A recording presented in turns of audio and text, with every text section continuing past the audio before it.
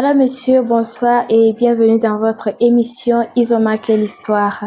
Aujourd'hui, nous recevons une figure dont le parcours raconte à lui seul plusieurs chapitres de l'histoire récente du Burkina Faso. Militant révolutionnaire dans sa jeunesse, acteur du mouvement étudiant, il est devenu au fil du temps un entrepreneur engagé, fondateur d'établissements scolaires qui ont formé des milliers d'élèves et une voix majeure du patronat burkinabé. Auteur du livre En quête du progrès social, combat d'un militant, il revient sur un chemin fait de conviction, de combat, de rupture, mais aussi d'évolution profonde. Pour comprendre l'homme, le militant, l'entrepreneur et le bâtisseur, nous avons le plaisir de recevoir aujourd'hui Monsieur Haruna Togini. Bonsoir, monsieur. Bonsoir, madame. Et merci de nous recevoir. Merci bien. En tout cas, ça me fait plaisir aussi de m'entretenir avec vous. Ok. Et j'espère que nous allons passer un très bon moment ensemble. C'est ça. Vous êtes aujourd'hui une figure reconnue du patronat burkinabé, mais avant cela, qui était Monsieur Haruna Togini? Parlez-nous de votre enfance et de vos premiers rêves, de ce qui vous a façonné. Bien. Donc, comme vous l'avez dit, je suis Haruna Togini. Oui. Je suis né dans les années 50, en 1955 à Bourg-de-Lasso. Et mes parents, évidemment, résidaient. J'ai fait mon enfance, une partie de l'enfance, donc à Bourg-de-Lasso. J'ai fait l'école primaire à Bourg-de-Lasso, une partie de mon école primaire à Fadankourma. Ok. C'est là-bas que j'ai obtenu l'entrée en 6e et affecté au lycée Philippe Zenda Kabori. J'ai passé donc la 6e en terminale et on a eu le baccalauréat en 1975. Ok. Et j'ai été orienté à l'université de Ouagadougou, qui était à ses premiers pas, à l'Institut de mathématiques et de physique, Institut de IMP, pour faire des études de mathématiques et de sciences physiques. On y a passé un certain temps jusqu'en 1979.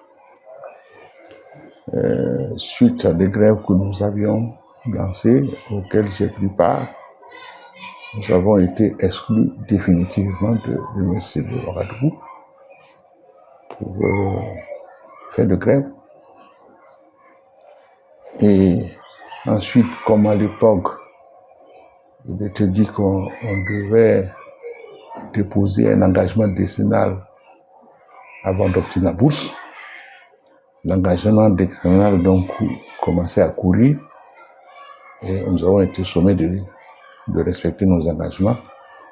Nous avons déposé nos dossiers et j'ai été affecté comme professeur de mathématiques physiques au CEG de Dori. Et comment est-ce que vous avez vécu cette exclusion, étant jeune et être exclu de l'université? Comment est-ce que vous avez vécu ces moments-là? C'était quand même des moments difficiles pour plusieurs raisons. Bon, il y a évidemment, nous sentions dans notre droit de revendiquer de meilleures conditions de vie et d'études. Il ne faut pas oublier que l'université était à ses premiers moments et donc était en phase de construction. Et Ouagadougou aussi était en phase de plan parce que il y avait avant que l'université ne soit là, il n'y avait que le SUSUP qui recevait quelques étudiants seulement. Donc, on avait des difficultés d'ordre de logement, des difficultés pour les repas. Mais petit à petit, toutes ces questions étaient en train d'être résolues, notamment l'ouverture du restaurant universitaire. Mais la cité n'était pas encore ouverte, donc on avait quand même beaucoup de difficultés pour trouver des logements. Au niveau des études, c'est comme c'était le premier moment de l'université, il y avait peu de professeurs nationaux. Moi, j'étais en mathématiques et physique. Il n'y avait pas plus de 2 ou 3 professeurs nationaux officiels à l'IMP. Donc, c'était une université en phase de construction. Donc, ce qui dit cela dit évidemment des difficultés que le mouvement étudiant, à travers l'association des étudiants voltaïques à Ouagadougou, effectivement, se chargeait de porter à l'attention des autorités. Comme tout mouvement étudiant, quelquefois, nous étions dans des excès. Mais nous étions aussi réalistes, très souvent. Donc, avec tous ces mouvements, le summum a été atteint en 1979, où nous avions déposé un préavis de grève et illimité si nos préoccupations n'étaient pas. Donc, nous n'avons pas pu avoir gain de cause. Nos préoccupations n'ont pas été totalement résolues. Mais à la fin de cette grève, des sanctions ont été prises. Et nous avons été exclus. Un certain nombre d'étudiants, dont des responsables, ont été exclus de l'université de Ouagadougou. Certains ont été exclus pour 1 an. D'autres, comme moi, ont été exclus définitivement de l'université de Ouagadougou. Donc nous ne pouvions plus revenir à l'université pour suivre. Dans le même temps, il nous a été dit que, puisque nous avions signé des engagements décennaux, afin d'obtenir la bourse, un engagement décennal qui nous obligeait donc à regagner la fonction, à gagner la fonction publique. Et qu'il était donc dans notre devoir, était une obligation pour nous de déposer le dossier pour être engagé dans la fonction publique. Donc j'ai été engagé comme ça et j'ai été affecté au CEG de Dori en octobre-novembre 1979. Et quel souvenir est-ce que vous gardez de ce combat-là? C'est vrai, je suis arrivé, je dis, j'avais 24 ans. J'avais 24 ans, donc j'avais des idées. Il s'agissait pour nous de contribuer fortement à faire évoluer les choses. Donc je suis arrivé à Dori en novembre 1979. J'ai continué à militer. Et j'ai été élu à la tête de la centrale syndicale qui était officielle à Dori à l'époque. C'était la Confédération syndicale voltaïque. J'ai été donc élu responsable départemental de la Confédération syndicale voltaïque, CSV, en 1980. En même temps, comme je l'ai dit, mon activité m'a amené à être remarqué par les dirigeants du Parti communiste révolutionnaire voltaïque qui venaient de voir le jour en Haute-Volta. Okay. J'ai été contacté pour faire partie de ce parti et j'ai accepté d'être un militant du Parti communiste révolutionnaire voltaïque. Alors, aux alentours du 1er mai, le syndicat a décidé d'organiser un grand meeting pour célébrer le 1er mai 1980 à Dori. Alors, avec nos camarades qui, comme moi, étaient des militants du Parti communiste révolutionnaire voltaïque, nous avions décidé donc de ventiler les tracts. Et ce parti allait effectivement éditer à l'occasion du film. Je reconnais que, effectivement, j'ai pris ces tracts et j'ai voulu les distribuer dans la ville, très tard dans la nuit, pour ne pas se faire voir. Mais j'ai eu manque de proprement. J'ai été vu et arrêté. Et j'ai été emprisonné. J'ai d'abord fait les cachots à Dori, puis après on m'a amené à Ouagadougou ici, j'ai fait le camp CNS dans les Guéoles. Puis j'ai été inculpé et j'ai été envoyé à la BACO, le centre d'arrêt de correction de Ouagadougou. J'y ai passé près de 3 mois. Puis j'ai été libéré sous liberté conditionnelle. Et après avoir été exclu, vous êtes encore arrêté. Comment est-ce que vous avez fait pour surmonter ces moments-là? Non, mais on avait le sentiment que nous avions un devoir en tant que jeunes, en tant que citoyens. Bon, que notre vision des choses, l'idéologie que certains défendaient, dont notamment le Parti communiste révolutionnaire volontaire, la vision que nous avions dans le mouvement étudiant était juste. Hein.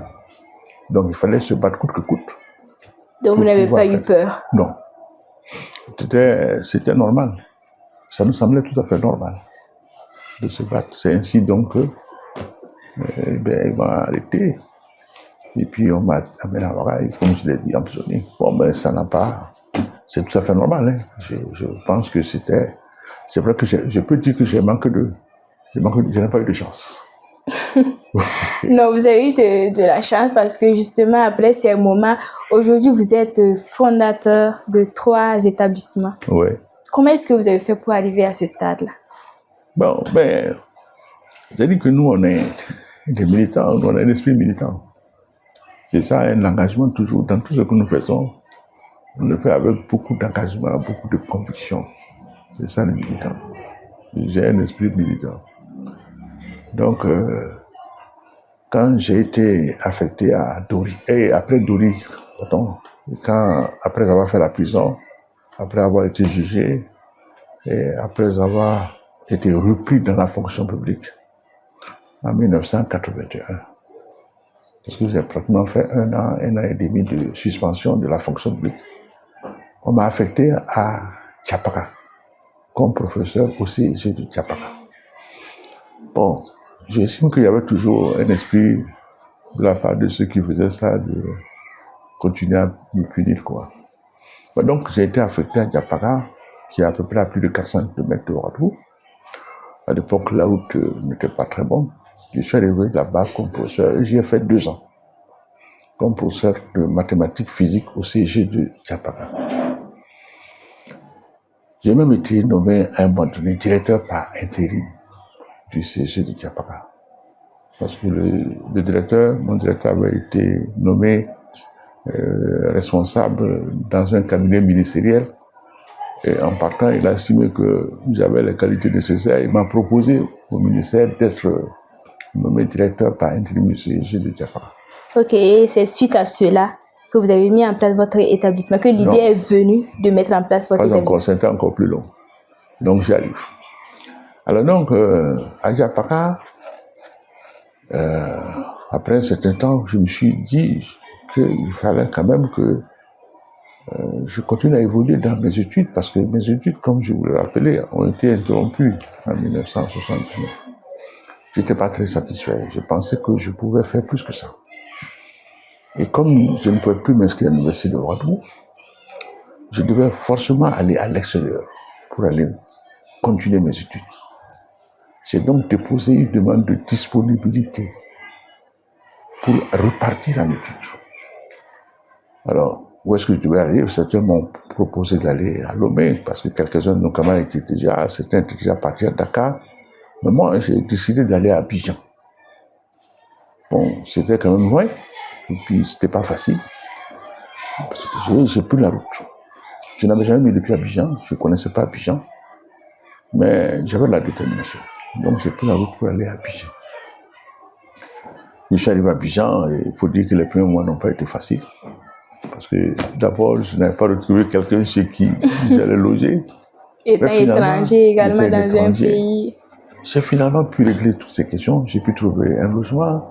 Il y a des gens, aujourd'hui, que je regrette beaucoup, qui m'ont hébergé, qui m'ont accepté. Des camarades aussi qui étaient partis en études là-bas. Il y avait mon frère, mon petit frère aussi, qui était à Abidjan. Il m'avait logé pendant un certain temps. Je me suis inscrit à l'université d'Abidjan. Donc j'ai repris ma licence, je l'ai eu. Je me suis inscrit en maîtrise. Je l'ai eu aussi dès les premiers moments. Et je me suis inscrit pour faire un diplôme d'études approfondies, parce que j'avais envie de faire un 3e cycle, un doctorat 3e cycle. Je me suis inscrit. Mais la disponibilité ne dure que 4 ans. Donc je ne pouvais pas avoir le temps nécessaire, qui devait être de près de 7 ans, pour pouvoir afficher une thèse de doctorat. il fallait obligatoirement que je rentre après les 4 ans. Mais je ne suis pas rentré. Finalement, je suis resté à Abidjan plus longtemps que prévu. Et j'ai fait 7 ans à Abidjan. Je ne suis rentré que, effectivement, 6 ans, pas 7 ans, 6 ans, j'ai fait 6 ans. Et je suis rentré en 89. Bon, bien sûr, j'étais plus fonctionnaire, puisque après 4 ans, comme je ne suis pas rentré, j'avais déposé ma demande de démission. Je suis resté, j'enseigne dans le privé. Et c'est petit à petit que j'ai pu ouvrir le premier établissement, qui est le cours privé Marie Curie à Dassasco. Et aujourd'hui, vous êtes jusqu'à 3 établissements. Oui, parce que après Marie Curie, qui a été ouvert en 1994, les premières classes là, en 1994, j'ai continué à l'agrandir, et au bout d'un certain temps, j'estimais que je pouvais ouvrir encore un deuxième établissement. Mais pas fini, j'ai pu avoir un terrain ici, on m'a octroyé un terrain, avoir 2000 ici, le terrain où je suis à 10 hectares. Et donc c'est ainsi que j'ai pu, en 2003 plutôt, j'ai pu ouvrir le lycée privé Excel-Denis en 2003. Et quand j'ai ouvert, par la suite, j'ai ouvert l'école primaire, la maternelle, l'enseignement technique. Donc si bien que quand on parle du lycée privé Excel, en fait, il y a 4 établissements à l'intérieur. Il y a le cours primaire, il y a le préscolaire, il y a l'enseignement technique et il y a l'enseignement général qui va jusqu'en terminale. Et aujourd'hui, vous formez des milliers d'élèves et d'étudiants. Ouais. Et selon vous, que représente l'enseignement pour vous? Oui, mais avant de finir, je vous dis qu'après avoir ouvert le lycée Excel-Denis, j'ai pu ouvrir par la suite l'université, l'école supérieure privée, qui s'appelle USUPEX, qui est à côté ici. On a ouvert quelques temps après, et qui forme dans les domaines de la technologie, maintenance industrielle, électrotechnique, etc., etc. Bon, donc, je le dis, moi je suis un enseignant, je ne sais que faire ça. Ça fait des années que j'enseigne et je continue donc. Et je ne suis plus dans la classe, évidemment. Mais la mentalité de l'enseignant reste là. Donc, ça va continuer à former et former des personnes de qualité. C'est-à-dire faire de telle sorte que, effectivement, l'enseignement que nous faisons soit conforme aux orientations du gouvernement, mais en même temps, ils mettent beaucoup de qualité. Parce qu'on est convaincu que le pays ne peut se développer, ne pourra s'en sortir que si nous avons des cadres compétents. Nous avons beaucoup de gens formés. Sans la formation, on ne va jamais s'en sortir. Si une formation est bâclée, on ne va pas s'en sortir. C'est une obligation pour nous. Tous ceux qui peuvent le faire doivent se mettre dedans pour que nos enfants, nos petits-enfants qui vont se former, soient des personnes qualifiées, capables d'aider, de provoquer le développement du pays. Voilà un peu la motivation. Donc je dis que je suis un enseignant. Ok, et comment est-ce que vous voyez la rigueur de l'enseignement à votre époque, à nos jours? Non, c'est-à-dire que, bon, si vous voulez, nous sommes des anciens maintenant. Quand nous on allait au lycée dans les années 76-68, il n'y avait pas beaucoup d'élèves. Il n'y a pas beaucoup, de plus en plus, il y a énormément. C'est des milliers, ça a changé. Donc, si vous voulez, la gestion de tout ce flux d'élèves-là ne peut pas être la même que dans un établissement où il y avait un petit nombre. Bon, maintenant, le monde est en mutation permanente. Il y a beaucoup de choses nouvelles. Aujourd'hui, il y a des tablettes, il y a des ordinateurs, il y a des téléphones qui rentrent dans les écoles. Donc, qui changent totalement notre façon, quelle est l'attitude que nous devions avoir vis-à-vis des enfants. Parce que non seulement ces tablettes-là leur apportent peut-être tous ces objets, leur apportent quelque chose de plus, mais aussi peut leur apporter quelque chose qui n'est pas forcément bénéfique, qui peut les perturber dans leur développement. Bon, donc c'est des défis que nous avons. Ne pas bloquer le développement, ne pas bloquer l'avenir, mais en même temps s'assurer que les futurs responsables que nous formons sont des responsables de qualité qui n'ont pas un esprit dévoyé. Voilà un peu des responsabilités qui ne sont pas faciles. Ok. Voilà. Et vous avez tantôt dit que l'utilisation de ces matériels peuvent contribuer au développement, soit nuire à ces élèves. Oui. Et à votre avis, êtes-vous pour ou contre l'utilisation de ces matériels en milieu scolaire? Non, c'est-à-dire que ça dépend du niveau. Parce qu'aujourd'hui, vous savez, quand vous prenez un smartphone et que vous donnez ça à un enfant de 8, 10, 12 ans, vous ne savez pas ce qui est dedans. Il y a tout dans ce téléphone-là. Or, l'apprentissage là est graduel. Les connaissances que vous acquérez, ça se fait de manière méthodique. Donc, vous allez vous trouver avec des enfants qui sont en contact avec des objets ou des comportements qui ne sont pas de mise pour son âge et qui peuvent le perturber jusqu'au bout, qui feront de telle sorte que l'enfant sera par la suite dévoyé. Donc, c'est pourquoi nous ne pouvons pas nous permettre, en tant qu'enseignants, que n'importe quel appareil rentre dans nos écoles. Mais nous avons l'obligation aussi que cette technologie-là rentre à l'école. Donc, ça fait un défi, parce qu'il y a deux choses contradictoires qui sont là côte à côte. C'est ça. Nous devons régler. Et on dit également souvent que l'éducation privée répond là où l'État peine souvent. Comment percevez-vous ce rôle-là? Non, ça dit que l'État peine, c'est un peu trop dit. Ça dit, bon, c'est des choix. Parce que c'est des choix qui se font dans toutes les sociétés. Parce que l'État aussi a des obligations. Mais nous sommes dans des sociétés structurées où il y a aussi d'autres visions du monde qui sont là. Il y a notamment la question des religions qui sont là. Il y a les comportements des uns et des autres qui sont là. Bon, donc, l'État ne peut pas se dire le seul pourvoyeur de la connaissance. Mais l'État réglemente toutes les structures qui sont des structures pourvoyeuses de connaissance. Il fait de telle sorte que ça ne puisse pas avoir un impact négatif sur la société. Voilà, donc, on a donc une liberté qu'on donne à certains groupes sociaux, à certaines personnes privées, d'ouvrir, mais que l'État est obligé d'encadrer. Voilà, donc moi je pense que toutes ces questions-là se résolvent dans un bon dialogue. Parce qu'un être humain, il y a énormément de connaissances, de vision, ainsi de choses qui permettent de le former pour les générations futures. Monsieur Toreni, en tant qu'ancien militant, en tant que fondateur d'établissement, en tant qu'enseignant, quel conseil est-ce que vous avez aujourd'hui à l'endroit de tous ces élèves, tous nos téléspectateurs qui nous suivent actuellement?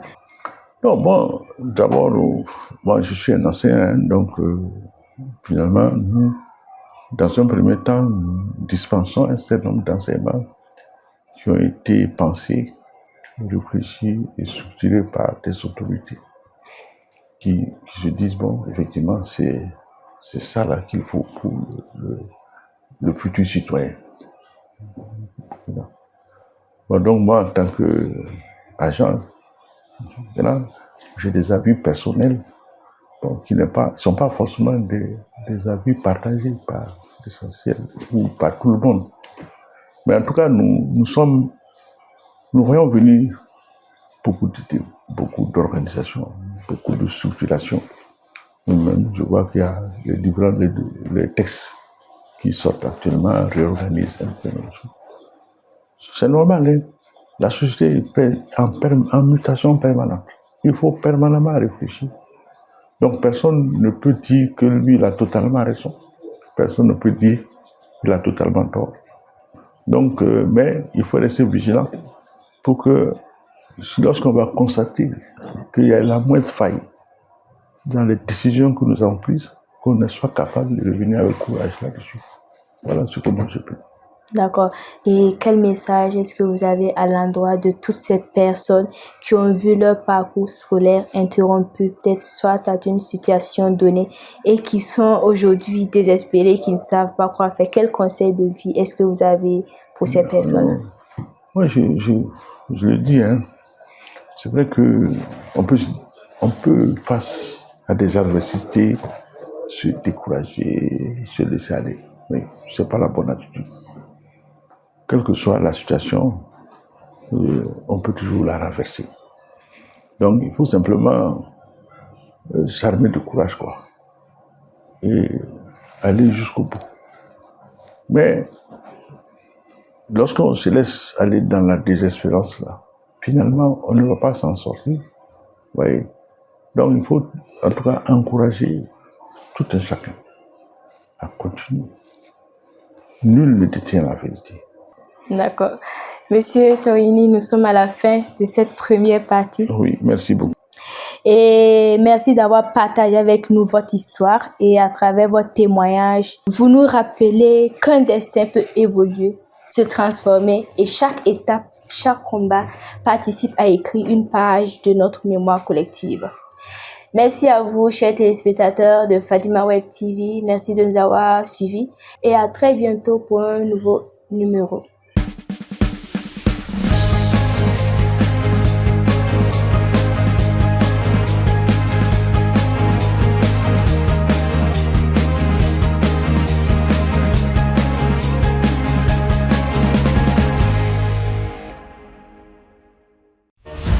Fadima Web TV, les racines de la